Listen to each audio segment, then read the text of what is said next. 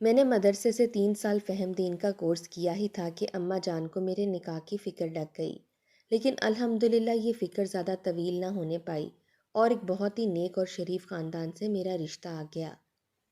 گھرانہ بہت با اخلاق اور شریف تو تھا، لیکن دین کی زیادہ سمجھ نہ تھی۔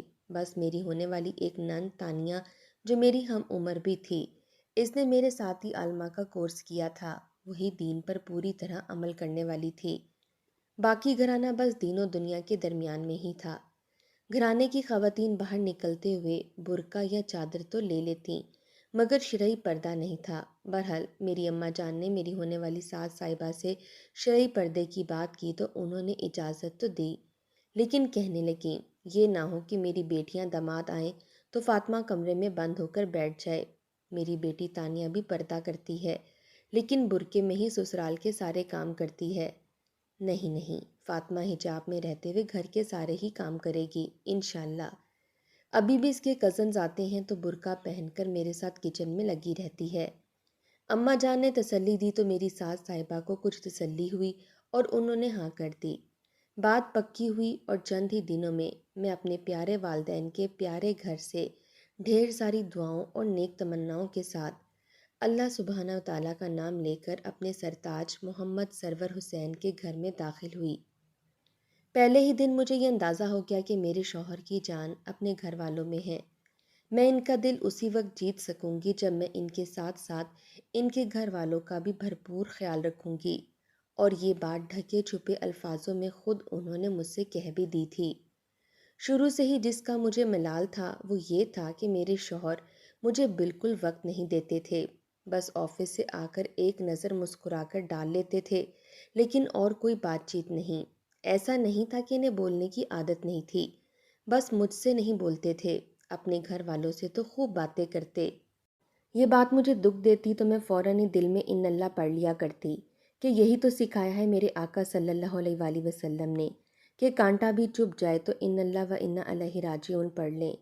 میرا سسرال 10 افراد پر مشتمل تھا۔ میرے خاوند کی 4 بہنیں ہیں اور 3 بھائی ہیں، اور اماں ابا۔ 3 بہنیں شادی شدہ ہیں، سب سے بڑی بہن گوہر، انہیں سب آپا کہتے ہیں، پھر آمنہ باجی اور ایک بہن تانیہ جو میرے سرتاج سے چھوٹی ہے۔ اس کی شادی تو میری شادی سے بس چند ماہ پہلے ہی ہوئی تھی۔ ایک بڑے بھائی شادی شدہ ہیں، اکرام بھائی، ان کی زوجہ عائشہ بھابی اور 3 بچے الگ رہتے ہیں۔ گھر میں ہم 7 افراد رہتے ہیں، امی ابا، میری ایک نند ماریہ، 2 دیور شاہد اور حامد، میں اور میرے خاوند۔ اب میری نئی زندگی یعنی شادی کے بعد کی زندگی شروع ہوئی تو وہ کچھ یوں تھی کہ شروع میں تو اچھی گزرتی رہی۔ میرے شوہر اچھے ہیں، میرا خیال کرتے ہیں، لیکن وہی بات تھی کہ اپنے گھر والوں میں حد سے زیادہ ملے ہوئے تھے۔ ایک حد تک تو ہوتا تو مجھے برا نہ لگتا، لیکن یہ تو ہر وقت بس اپنے گھر والوں کے پاس ہی وقت گزارتے، لیکن پھر بھی میں ان سے بہت محبت کرتی تھی، بہت زیادہ۔ شروع میں میری نندیں بھی آتیں تو وہ بھی اچھی طرح سے ملتیں، عائشہ بھابی آتی تو وہ بھی محبت سے ملتیں، ماریہ تو بالکل دوستوں کی طرح رہتی۔ ان کے بھائی بہن بہت آتے تھے، لیکن مجھے اچھا لگتا تھا، بہت رونق ہو جاتی تھی گھر میں۔ دن یوں ہی ہنسی خوشی گزر رہے تھے، لیکن آہستہ آہستہ گھر کے بیشتر بلکہ سارے کاموں کی ذمہ داری میری ہو گئی، جبکہ اب میری طبیعت بھی کچھ ناساز رہنے لگی تھی۔ جب گھر کے کاموں کا بوجھ اور مہمانوں کی آمد و رفت کا سلسلہ بڑھنے لگا تو کہانی کچھ یوں ہوئی۔ فاطمہ فاطمہ جی امی، بیٹا آج گوہر آ رہی ہے، پالک گوشت بنا لو، میری بچی بڑے شوق سے کھاتی ہے، اور روٹیاں بھی پکا لینا، سلاد ماریہ بنا لے گی۔ ٹھیک ہے جی امی۔ زبان سے تو یہ کہہ دیا لیکن دل کچھ اور کہہ رہا تھا۔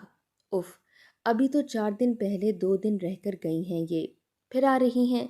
لیکن ضمیر کو یہ بات زیادہ پسند نہیں آئی اور اندر سے آواز آئی، بہت بری بات ہے فاطمہ، کیسی باتیں سوچتی ہو، ان کی امی کا گھر ہے، جتنا چاہیں آئیں۔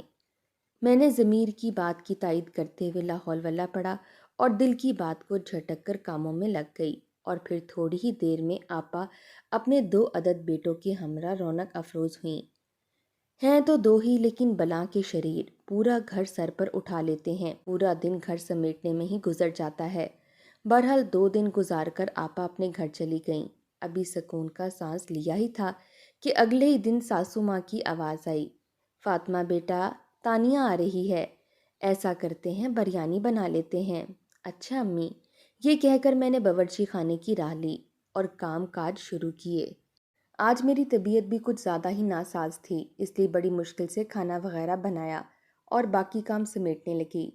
ماریا بہت کم ہاتھ بٹاتی تھی، بس کبھی ڈسٹنگ کر لی، کبھی سلاد رائتا بنا لیا، وہ بھی اس کے موڈ پر ہوتا تھا تو بنا لیتی۔ میری ساس ویسے اچھی تھیں لیکن کام وام بالکل نہیں کرتی تھیں۔ بہرحال تھوڑی ہی دیر میں تانیہ آ گئی اور میں اسے خوش آمدید کہنے چلی گئی۔ السلام علیکم ورحمۃ اللہ۔ میں نے گرم جوشی سے سلام کیا تو اس نے بھی اسی طرز کا جواب دیا، لیکن میں جانتی تھی کہ میری یہ گرم جوشی مصنوعی تھی۔ اس کے ہاتھ میں 2 بڑے بڑے بیگز دیکھ کر میں یہ اندازہ لگا چکی تھی کہ یہ بھی 3-4 دن کے لیے ہی آئی ہوگی، اور یہ سوچ کر میرا دل بیٹھا جا رہا تھا، لیکن میرا اندازہ صحیح نہیں تھا۔ بعد میں میری ساسو ماں نے بتایا کہ وہ 3-4 نہیں بلکہ پورے 6 دن کے لیے آئی ہے۔ خیر، جیسے تیسے یہ دن بھی گزر گئے۔ اس کے جانے کے بعد اگلے ہی دن میں امی کے گھر چلی گئی اور میں بھی احتجاجاً 3 دن رہ کر آئی۔ مجھے اپنی نندوں کا ہر وقت کا آنا اتنا پسند نہ تھا۔ شاید اس کی وجہ یہ بھی تھی کہ نندوں میں آپا اور تانیہ کی کچھ باتیں مجھ سے برداشت نہ ہوتی تھیں۔ آپا کا تو آتے ہی غیبت پروگرام شروع ہو جاتا، جس سے مجھے سخت چڑ تھی، اور تانیہ ایک عالمہ ہونے کے باوجود ایسے چست لباس پہنتی اور دوپٹہ بھی صحیح سے نہیں لیتی تھی کہ اسے دیکھتے ہی میں غم و غصے سے بھر جاتی۔ ہمارے مدرسے کی باجی تو ہمیں ڈھیلے ڈھالے لباس کا درس دیتی تھیں اور بڑے سے دوپٹے سے اپنے جسم کے پیچ و خم کو چھپا لینے کی تلقین کرتی تھیں۔ تو پھر اتنی بے احتیاطی کیوں؟ یہ سب باتیں مجھ سے برداشت نہیں ہوتی تھیں۔ میرے سسرال میں کام بہت تھے۔ ماسی آتی تھی، جھاڑو پوچھا کرتی تھی اور کپڑے دھوتی تھی، لیکن پھر بھی مجھے کاموں کا بوجھ بہت زیادہ محسوس ہوتا تھا۔ شاید اس لیے کہ میکے میں اتنا کام نہیں کیا تھا۔ ناشتہ، دوپہر کا کھانا الگ اور رات کا الگ۔ باورچی خانے کی صفائی اور برتن بھی میرے ہی ذمے تھے، اور ان دنوں طبیعت بھی میری کچھ ناساز تھی۔ پھر میاں صاحب کا مجھ سے باتیں نہ کرنا، میں اب کچھ چڑچڑی سی ہو گئی تھی۔ آمنہ باجی مجھے اچھی لگتی تھی، ان کی 2 بیٹیاں تھیں، بریرہ اور مریم، اور ایک بیٹا صالح، اور وہ 8-10 دن میں ایک بار آتیں، دوپہر میں آتیں اور شام میں اپنے خاوند کے ساتھ واپس چلی جاتیں۔ ویسے بھی وہ بہت اچھی طبیعت کی مالک تھیں، مجھ سے بہت محبت کرتی تھیں۔ بہرحال اب میرے دل کی کیفیت آہستہ آہستہ بدلتی جا رہی تھی۔ کچھ کاموں کا بوجھ اور کچھ ہر وقت گھر میں ایک میلے کا سا سما، اور کچھ میرے خاوند کی تھوڑی سی بے توجہی۔ ان سب باتوں کی وجہ سے میرے ذہن میں ہر وقت کھچڑی پکتی رہتی۔ میرا مزاج بدلنے لگا۔ میں جو کہ ہر وقت مسکرایا کرتی تھی، اداس اداس رہنے لگی۔ دل میں بھی ہر وقت الٹے سیدھے خیالات آتے رہتے، جو شاید بہت زیادہ برے تو نہیں تھے، لیکن مجھے لگتے تھے، کیونکہ میری یہ عادت نہ تھی کہ الٹی سیدھی باتیں سوچوں۔ میں اپنی والدہ کی دی ہوئی تربیت سے بالکل ہٹ کر سوچنے لگی تھی، لیکن خیالات کے اس سلسلے کو اپنے دل و دماغ سے نکالنا میرے بس سے باہر تھا، کیونکہ حالات ہر روز کے ہی یکساں تھے۔ توبہ ہے، کتنا آتی ہیں ان کی بہنیں، اپنے گھروں میں ان کا دل ہی نہیں لگتا۔ پتہ نہیں کیسے اچھے شوہر ملے ہیں جو ہر وقت چھوڑ بھی دیتے ہیں، اوپر سے ان کے بچے، انتہائی بندر، پورا گھر سر پر اٹھایا ہوا ہے۔ ان سے اپنے گھر میں ٹکا کیوں نہیں جاتا؟ اور امی کو دیکھو، فاطمہ یہ کر دو، فاطمہ وہ کر دو۔ میں کوئی نوکرانی ہوں، ان کی اپنی بیٹی سے بولے نا۔ یہ تھی میری بری سوچ جو مجھے بالکل پسند نہیں آ رہی تھی، اور اپنی اس سوچ کی وجہ سے میں اپنی ہی نظروں میں گرتی چلی جا رہی تھی، مگر ان سے چھٹکارا پانا نہ جانے کیوں میرے بس سے باہر تھا۔ ایک دن میں کاموں میں مصروف تھی اور میرا دماغ سوچوں میں، کہ اچانک ایک نیا خیال آیا۔ میں نے تو مدرسے میں پڑھا تھا کہ عورت پر صرف اس کے شوہر کا حق ہوتا ہے، اور شوہر کے والدین، بھائی بہن کا کوئی حق نہیں ہوتا۔ ایک عورت صرف اپنے شوہر کے لیے اپنا گھر چھوڑتی ہے، اور اگر وہ اپنے شوہر سے الگ گھر کا مطالبہ کرے تو یہ اس کا حق ہے کہ اسے الگ گھر دیا جائے۔ پھر میں کیوں کولوں کی بیل کی طرح سے ان لوگوں کی خاطر سارا دن خوار ہوتی رہوں؟ میری اور میرے شوہر کی تو کوئی زندگی ہی نہیں ہے۔ سارا دن کام کاج کے بعد شام میں جب یہ واپس آتے ہیں تو مجھ میں اتنی ہمت ہی نہیں ہوتی کہ میں ذرا اچھی سی تیار ہی ہو جاؤں۔ نہ ہم کبھی اکیلے بیٹھ کر بات کر سکتے ہیں، نہ ہم کبھی اکیلے سکون سے کھانا کھا سکتے ہیں۔ ہر وقت ہی ان کے گھر والے ہمارے سر پر ہوتے ہیں۔ بس ٹھیک ہے، بہت ہو گیا، اب مجھے اپنے حقوق کے لیے لڑنا پڑے گا۔ یہ فیصلہ میرے دل نے کیا تھا، لیکن ضمیر کہتا رہا یہ باتیں تمہیں زیب نہیں دیتی فاطمہ، تم ایک عالمہ ہو۔ لیکن دل نے ضمیر کو یہ کہہ کر تھپکی دے دی کہ عالمہ ہوں تو کیا، ایسے ہی اپنی زندگی برباد کر دوں؟ یہ میرا حق ہے، میرا حق ہے، پر بڑا زور تھا۔ میرے دل میں ہر وقت یہی فلم چلنے لگی، یہ میرا حق ہے، کوئی بات نہیں، یہ میرا حق ہے اور مجھے لڑنا ہے اپنے حق کے لیے۔ لیکن یہ آواز ابھی دل میں ہی تھی، زبان اس کو ادا کرنے میں میرا ساتھ نہیں دے رہی تھی۔ آج مجھے امی جان کے گھر جانا ہے، میں نے اسپاٹ لہجے میں اپنے خاوند سے کہا، جو دفتر کے لیے تیار ہو رہے تھے۔ ارے بھائی، ہماری انتہائی فرما بردار بیگم کا انداز تو آج کچھ بدلا ہوا ہے۔ سنیں، آج چلی جاؤں اماں جان کے گھر، آپ چھوڑ دیں گے؟ میرے خاوند نے ہنستے ہوئے میری نقل اتاری، لیکن میرا لہجہ برقرار رہا۔ اچھا نا، چلی جاؤ، آپ چھوڑ دیں گے؟ ہاں جی، میں چھوڑ دیتا ہوں، لیکن آج تو آپا اور تانیہ دونوں ہی آ رہی ہیں، کل چلی جانا، آج امی پر بہت لوڈ ہو جائے گا کاموں کا۔ سرور حسین صاحب، پاگل ہو چکی ہوں میں یہ مہمان نوازیاں کر کر کے، مجھے بھی انسان سمجھیں، ویسے بھی آپ کے گھر والوں کا مجھ پر کوئی حق نہیں، جن کی خدمت میں میرے دن رات صحت سبھی برباد ہوتی جا رہی ہے۔ ہاں، آپ پر میرے کافی حقوق ہیں جو آپ ادا نہیں کر رہے، اور اگر میں خاموش ہوں تو اس کا فائدہ نہ اٹھائیں، مجھے اپنے حقوق کے لیے لڑنا آتا ہے۔ میرے جواب پر وہ ہل کر رہ گئے، ان کے خواب و خیال میں بھی میرا یہ روپ، یہ لہجہ نہیں آ سکتا تھا۔ وہ کچھ دیر حیرت سے منہ کھولے مجھے تکتے رہے۔ میں خود حیران تھی کہ میرے منہ میں اتنی لمبی زبان کہاں سے آئی، پہلی بار میں نے ان سے، بلکہ کسی سے بھی اس لہجے میں بات کی تھی۔ پھر وہ خاموشی سے تیار ہونے لگے اور تیار ہو کر مجھ سے صرف ایک لفظ کہا، چلو۔ میں تو پہلے ہی 4-5 دن کا سامان باندھے بیٹھی تھی۔ میں اٹھی، اپنا سامان اٹھایا اور گاڑی میں آ کر بیٹھ گئی۔ آپ لینے نہ آئیے گا، میں خود آ جاؤں گی 4-5 دن بعد، میں نے اماں جان کے گھر کے دروازے پر گاڑی سے اترتے ہوئے کہا، تو میرے خاوند نے مجھے پھر حیرت سے دیکھا، لیکن میں فوراً اتر گئی اور گھر کی گھنٹی بجا دی۔ گھر میں داخل ہوتے ہی اماں جان اور زینب نے مجھے گھیر لیا۔ بابا جان دفتر اور بلال مدرسے گیا ہوا تھا۔ سلام دعا خیریت کے بعد زینب نے گلہ کیا، اتنے دن بعد آئی ہیں بجو آپ، ہم آپ کو یاد نہیں آتے کیا؟ نہیں چندہ، یاد تو آپ لوگ بہت آتے ہیں، بس کچھ مصروفیت ہی ایسی ہے، بہت خاموش خاموش سی ہیں بجو آپ، کیا بات ہے؟ نہیں نہیں، کوئی بات بھی نہیں ہے، پتہ ہے زینب، میں پورے 5 دن کے لیے آئی ہوں، میں نے بات بدلتے ہوئے کہا۔ واقعی؟ پھر تو بڑا مزہ آئے گا، زینب نے خوشی سے کہا۔ شام میں بابا جان اور بلال آئے تو وہ بھی بہت خوش ہوئے۔ اماں جان مجھے بڑی محبت کی نظر سے دیکھ رہی تھیں، لیکن ان کی آنکھوں میں کچھ سوال بھی تھے اور میں خود ان سوالوں کا جواب دینے کو بےتاب تھی۔ اگلے دن صبح بابا جان اور بلال تو دفتر اور مدرسے چلے گئے اور زینب ناشتے کی برتن سمیٹنے باورچی خانے میں چلی گئی، تو میں اماں جان کے پاس جا کر بیٹھ گئی۔ فاطمہ، اماں جان نے کچھ کہنا چاہا۔ جی اماں، کیا بات ہے؟ اتنا چھوٹا سا منہ ہو گیا ہے تمہارا، اور اتنی خاموش سی کیوں ہو؟ کیا ہوا میری شہزادی کو؟ کچھ نہیں اماں جان، میں نے مسکراتے ہوئے کہا۔ میرے کچھ کہنے کی ہمت ہی نہ ہوئی۔ فاطمہ، میں تمہاری ماں ہوں، تم اپنی اس بناوٹی مسکراہٹ سے کسی کو بھی بے وقوف بنا سکتی ہو، لیکن مجھے نہیں بیٹا۔ اماں جان، میری آنکھوں میں آنسو آ گئے۔ بولو میرے بچے، کیا بات ہے؟ اماں جان، کوئی ایسی بڑی بات تو نہیں، لیکن چھوٹی چھوٹی بہت سی باتوں نے مل کر مجھے پریشان کیا ہوا ہے۔ مثلاً یہی کہ اتنے کام ہیں ان کے گھر میں، ہر وقت ان کی بہنیں آتی رہتی ہیں، کوئی سکون کا سانس بھی نہیں لے سکتی میں، اور یہ تو بس شاید اسی لیے لے کر گئے ہیں مجھے کہ ان کے گھر کے کام ہو جائیں بلا معاوضہ۔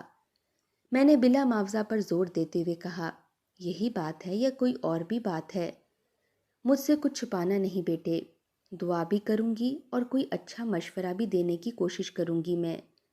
اماں جان، صرف یہ بات نہیں ہے، سرور مجھے بالکل بھی وقت نہیں دیتے، میں سارا دن کام کرتے کرتے تھک جاتی ہوں، لیکن یہ دفتر سے آنے کے بعد بس اپنی امی کے ساتھ ہی بیٹھے رہتے ہیں، یا پھر بھائی بہن کے ساتھ، میرے ساتھ تو کبھی نہیں بیٹھتے، کوئی کام کی بات کرنی ہو تو ان سے وقت لینا پڑتا ہے۔ اماں، میں بہت پریشان ہوں، سب سے زیادہ غصہ تو مجھے ان کی بہنوں پر آتا ہے، جو ہر روز ہی رہنے آ جاتی ہیں۔ میں 1 منٹ کو رکی۔ اماں جان خاموشی سے میری باتیں سن رہی تھیں۔ اماں جان، ایک بات بولوں، آپ ناراض تو نہیں ہوں گی؟ نہیں، کہو۔ میں نے ڈرتے ڈرتے اپنے دل کی بات زبان پر لانی شروع کی۔ اماں جان، میں نے مدرسے میں پڑھا تھا کہ عورت پر اس کی ساس، نند، دیور کا کوئی حق نہیں ہوتا۔ وہ چاہے تو ان کا کوئی کام نہ کرے، اور اگر عورت اپنے شوہر سے الگ گھر کا مطالبہ کرے تو شوہر پر اس کا یہ حق ہے کہ اسے الگ گھر لے دے۔ اماں جان، ایک عورت چٹنی روٹی کھائے لیکن وہ اور اس کا شوہر ایک الگ گھر میں رہیں، اس گھر کی مالکن بس وہ عورت ہی ہو، تو کتنی خوبصورت زندگی ہوگی نا۔ نہ بیچ میں کوئی تنگ کرنے والا ہوگا، اپنی مرضی سے ہر کام ہوگا۔ بس اماں جان، میں نے فیصلہ کر لیا ہے، یہ میرا حق ہے، اور میں اب سرور سے اپنے حق کا مطالبہ ضرور کروں گی، ضرور۔ اور اگر انہوں نے انکار کیا تو میں اپنے حق کے لیے لڑوں گی، چاہے جو بھی ہو۔ اماں جان مجھے حیرت اور افسوس سے تک رہی تھیں۔ شاید وہ سوچ رہی تھیں کہ ان کی بیٹی کی ایسی سوچ بھی ہو سکتی ہے۔ اپنی سوچ پر تو میں خود بھی حیران تھی، اور مجھے واقعی اپنا آپ یہ سب خود غرض باتیں سوچتے ہوئے برا لگ رہا تھا، لیکن یہ سب بہت ضروری بھی تھا ایک خوبصورت پرسکون زندگی کے لیے۔ تم اپنے اس فیصلے سے مطمئن ہو فاطمہ؟ اماں جان نے دکھ بھرے لہجے میں مجھ سے پوچھا، تو مجھے اپنی سوچ پر حیرت ہو رہی تھی۔ آپ سوچ رہی ہوں گی کہ میں نے تو اپنی بیٹی کی تربیت اس طرز پر نہیں کی تھی۔ سچی بات یہ ہے کہ میں خود اپنی اس سوچ پر حیران ہوں۔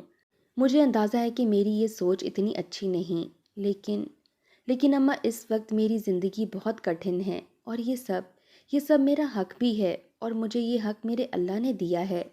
یہ تمہارا حق ہے، تم نے بتایا کہ یہ تم نے مدرسے میں پڑھا تھا، ہے نا؟ جی اماں جان۔ تو بیٹا، مدرسے میں تو اور بھی بہت کچھ پڑھا تھا۔ یہ بھی تو پڑھا تھا کہ حضور اکرم صلی اللہ علیہ وآلہ وسلم کی ضمانت ہے اس شخص کے لیے جو فتنے کے ڈر سے اپنا حق چھوڑ دے، کہ جنت کے بیچوں بیچ محل دلوائیں گے۔ اماں جان کی یہ بات کرنٹ کی طرح میرے اندر سرایت کر گئی، اور تمہارے ذہن میں یہ بات جو بیٹھ گئی ہے کہ تمہارے سسرال والوں کا تم پر کوئی حق نہیں، اور ان کے کام کاج میں تمہارے دن رات ضائع ہو رہے ہیں، تو تم نے یہ بھی تو پڑھا ہوگا کہ اللہ نیکی کرنے والوں کو پسند کرتا ہے۔ اماں جان کی اس بات نے مجھے پھر جھنجھوڑ دیا۔ اگر حق نہیں ہے ان کا ہم پر، تو ان کو ایک گلاس پانی پلانا بھی تو نیکی ہے، احسان ہے، جس کے لیے اللہ تعالیٰ فرما رہے ہیں کہ وہ نیکی اور احسان کرنے والوں کو پسند کرتے ہیں۔ لیکن گھمنڈ نہ ہو کہ میں نے ان کے لیے یہ کیا وہ کیا۔ میرے تو ان پر بڑے احسانات ہیں کہ میرے بچے، احسان کرنا جتنی بڑی نیکی ہے، احسان جتلانا اتنا ہی بڑا گناہ ہے۔ یہ کبھی نہ سوچنا، تمہارے تو دن رات شوہر کے گھر والوں کی خدمت میں گزر رہے ہیں، تم اللہ تعالیٰ کی کتنی پسندیدہ بندی ہوگی۔ اور تیسری بات، سرور تمہارے اس عمل سے بہت خوش ہوں گے کہ تم ان کے گھر والوں کا اتنا خیال رکھتی ہو، اور یہ تو تمہیں معلوم ہی ہوگا کہ ہم اس دنیا میں اللہ تعالیٰ کو راضی کرنے کے لیے جی رہے ہیں، اور اللہ کی رضا خاوند کی رضا میں ہے۔ پھر ہمیں تو ہمارا مقصد مل گیا نا۔ میں گنگ ان کی باتیں سن رہی تھی۔ میری بچی، مجھے پتا ہے یہ سب بہت مشکل ہے، لیکن اس سے دنیا کا سب سے عظیم کام ہو رہا ہے۔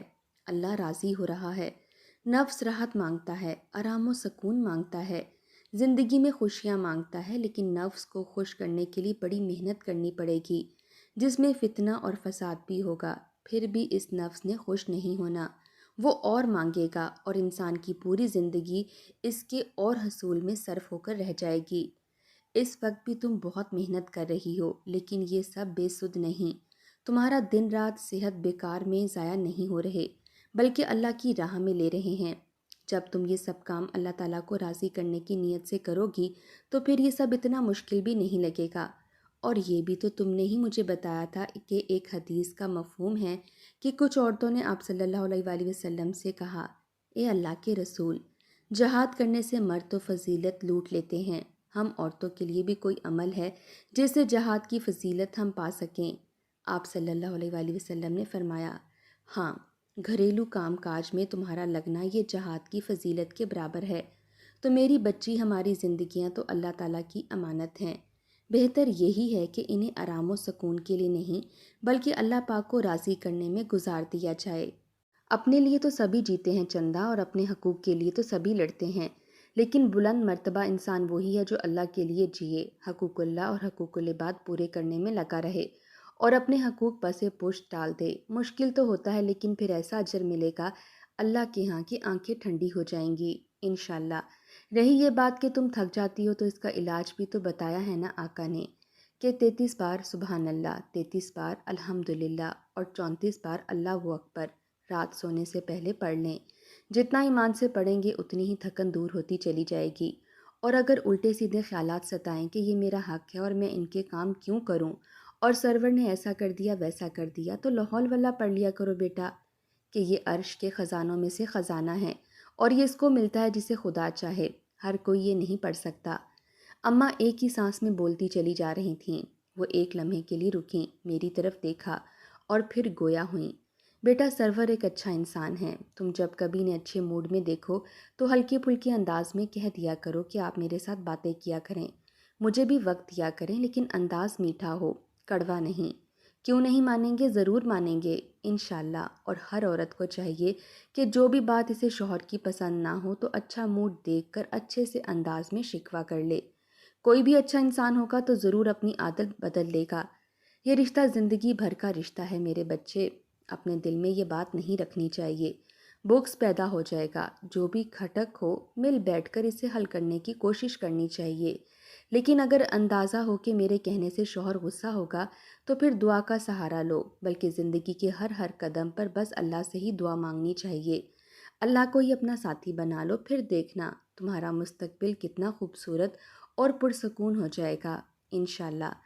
کچھ بات سمجھ میں مجھے آئی۔ میں جو آنکھوں میں آنسو لیے ان کی باتیں سن رہی تھی، بے اختیار رو پڑی۔ لگا جیسے کسی نے میرے دل کو رگڑ رگڑ کر صاف کر دیا ہے۔ میں اماں سے لپٹ گئی۔ جی اماں جان، دعا کیجیے گا میں ان سب باتوں پر عمل کرنے میں کامیاب ہو جاؤں، میں نے روتے ہوئے کہا تو وہ بھی رو پڑیں۔ میرے بچے، میری تو تم تینوں کے لیے ہر پل یہی دعا ہے، تمہارے بچپن سے، کہ اللہ تعالیٰ تم تینوں کو دین و دنیا میں بہترین مقام عطا فرمائے اور اپنے بے پناہ کرب سے نوازے۔ اللہ تعالیٰ ہم سب کے لیے ہی اپنی راہ پر چلنا آسان بنا دے اور ہمارا ہر لمحہ اللہ کو راضی کرنے میں گزرے، آمین۔ میں نے کہا تو اماں جان نے اپنے پیارے ہاتھوں سے میرے آنسو صاف کیے۔